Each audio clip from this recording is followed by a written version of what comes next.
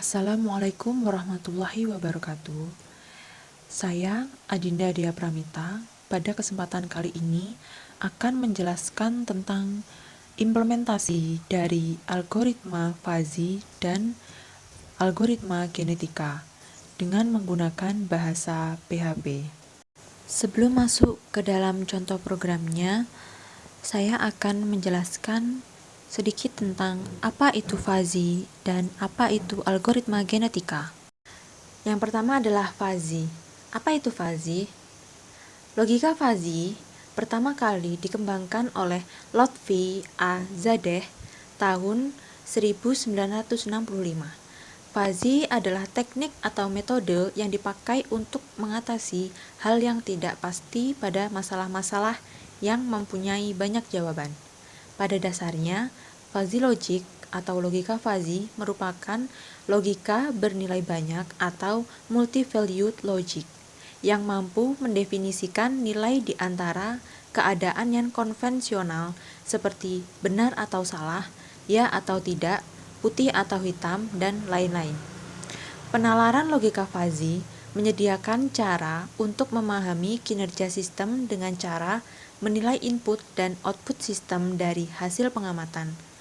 Logika fuzzy menyediakan cara untuk menggambarkan kesimpulan pasti dari informasi yang samar-samar, ambigu, dan tidak tepat.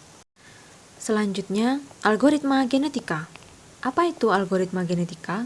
Algoritma genetika adalah salah satu algoritma yang digunakan untuk mengoptimasi hasil akhir berdasarkan sebaran inputan data acak.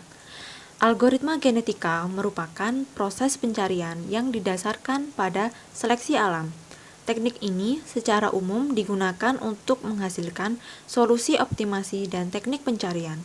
Algoritma genetika menggunakan teknik yang terinspirasi dari teori evolusi alam, seperti seleksi, warisan, crossover, dan mutasi.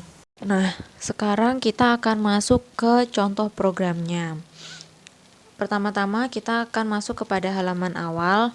Nah, seperti yang Anda lihat, pada halaman awal terdapat tabel dan form, di mana tabel berisi kondisi dan skala nilai, yang nantinya akan dimasukkan ke form sesuai dengan keadaan yang ada. Kemudian kita masuk ke contoh programnya. Di sini saya menggunakan Weight3 School untuk CSS-nya. Di sini yang pertama untuk teksnya, yang bawahnya untuk submit, kemudian selanjutnya yang bawahnya lagi ini untuk tabel, CSS tabel, dan ini adalah codingan tabelnya, tabel yang tadi ada di halaman awal. Dan ini adalah form yang akan memasukkan data untuk menyeleksi fuzzy. Nah, sebelum kita masuk ke implementasi fuzzy-nya, kita harus memasukkan data yang dibutuhkan terlebih dahulu. Di sini saya memasukkan keadaan bangunan 16 dan tingkat kerugian 19. Kita mengisinya berdasarkan tabel yang diketahui ini ya. Kemudian kita submit. Nah, di sini sudah muncul hasil prediksi dari fuzzy, yaitu kerusakan bangunan sangat berat. Nah, kenapa kok bisa hasilnya sangat berat?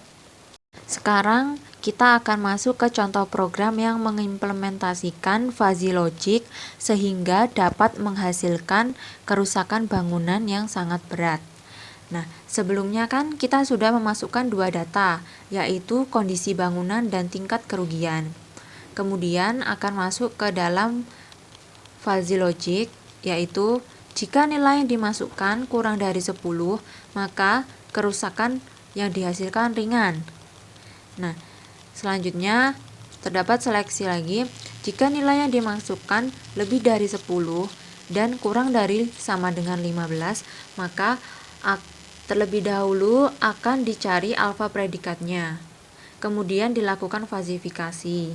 Nah, di seleksi selanjutnya, jika nilai lebih dari sama dengan 16 dan kurang dari sama dengan 20, maka sama seperti sebelumnya, akan dicari alfa predikatnya terlebih dahulu, kemudian dilakukan fazifikasi, sehingga dapat menentukan apakah itu masuk ke sedang, sangat berat, atau berat.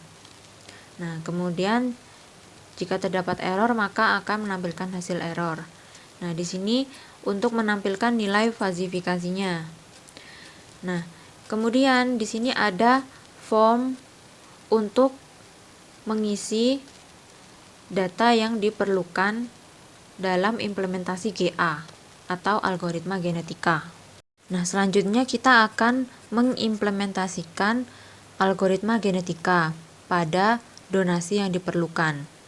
Di sini saya mengisi donasi sebesar 25.000. Kemudian kita klik bantuan yang disarankan. Nah, hasilnya akan muncul seperti ini. Hasil random dari genetik algorithm. Nah, bagaimana kok bisa menghasilkan tabel seperti ini? Nah, sekarang kita akan masuk ke program dari implementasi GA. Nah, di sini pertama setelah kita memasukkan uang donasi, kita akan melakukan penyimpanan data dalam bentuk array. Di sini ada sembako, pakaian, selimut. Nah, setelah itu kemudian kita akan melakukan random dengan cara menggabungkan semua tabel dan mengacaknya.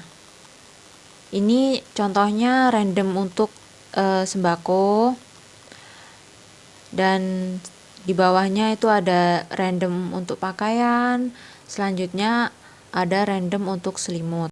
Nah, selanjutnya program ini akan menampilkan hasil random yang nantinya akan diproses di crossover dan mutasi.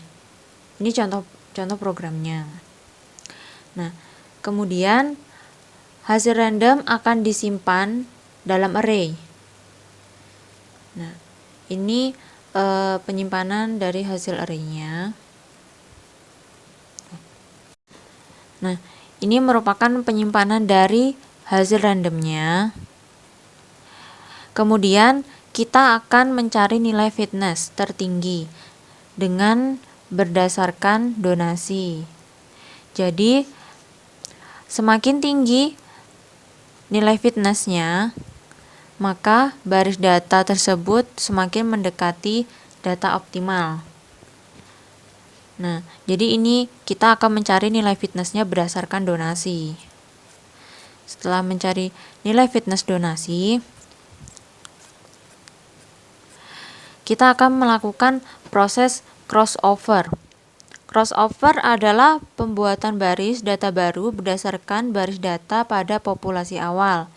Nah, jadi ini caranya kita akan melakukan pembuatan baris data baru berdasarkan baris data pada populasi awal. Dengan sebelumnya kita akan menentukan pop size dan peluang crossover. Karena pada program ini sekali iterasinya ada 6 baris, jadi pop size dikali crossovernya sama dengan 6 dikali 0,2 sama dengan 1,2. Jadi terdapat satu data crossover. Setelah itu kita akan masuk ke mutasi, di mana dalam program ini sudah ditentukan sebesar 0,2, maka perhitungannya mutasi kali pop size sama dengan 0,2 dikali 6 sama dengan 1. Maka mutasinya sebanyak 1 data. Selanjutnya kita akan menggabungkan semua hasil dari baris awal, crossover, dan mutasi menjadi satu array. Nah, setelah itu kita akan menjumlahkan donasi dan kemudian kita akan membuat daftar rekomendasi bantuan seperti program di depan ini. Baiklah, sekian dari penjelasan saya. Kurang lebihnya mohon maaf. Wassalamualaikum warahmatullahi wabarakatuh.